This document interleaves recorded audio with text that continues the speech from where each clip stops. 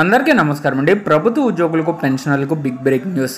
కొత్త PRC committee ఏర్పాటుపై సంచలనం. ఈ వీడియోలో వీటన్నిటి గురించి పూర్తి వివరాలు అయితే తెలుసుకుందామండి. ముందుగా వీడియోని సపోర్ట్ చేసేవారు అందరూ కూడా వీడియోని ఒక లైక్ చేసి మీ తోటి ఉద్యోగ మిత్రులకు వీడియోని అయితే షేర్ చేయండి.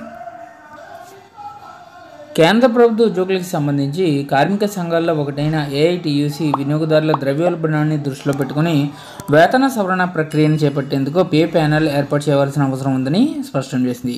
ముఖ్యంగా కేంద్ర ప్రభుత్వ ఉద్యోగుల జీతాలు అలాగే బత్యాల సవరణల కోసం 8th పే సంఘాన్ని ఏర్పాటు చేయాలని all India trade union Congress ప్రధాని నరేంద్ర మోడీకి విజ్ఞప్తి చేసింది. ఏఐటీయూసీ ప్రధానమంత్రిని కోరుతూ నిత్యావసర వస్తువుల ధరలు అదుపు లేకుండా పెరిగిపోతున్నాయి. నేటి జీవన ప్రమాణాన్ని అవసరాన్ని పరిగణలోకి తీసుకుని తక్షణమే 8th పే కమిషన్ను ఏర్పాటు చేయాలి అంటూ ఆగస్టు 24వ తేదీన విడుదల చేసిన ఒక ప్రకటనలో కోరింది.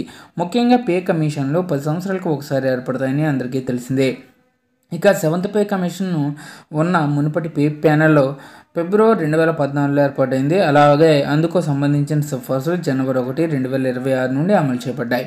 దీనికి తోడు ఈ వారం ప్రారంభంలో రైల్వే ఉద్యోగులు పెన్షనర్లను గుర్తించి union national federation of India railwaymen కూడా 8వ పే కమిషన్ ఏర్పాటు చేయాలని డిమాండ్లు చేసింది. అంతేకాదు ఎన్ఎఫ్ఐఆర్ విడుదల చేసిన ఒక ప్రకటనలో 8th పే కమిషన్ ఏర్పాటుకు సంబంధించి వివరణాత్మక ప్రతిపాదనను ప్రధాని మోదీ ముందుకు ఇప్పటికే సమర్పించినట్లు తెలిపారు. ప్రభుత్వ ఉద్యోగుల ప్రాథమిక వేతనాలను దాదాపు 8.5 సంవత్సరాల క్రితం సవరించారంటూ తెలిపింది.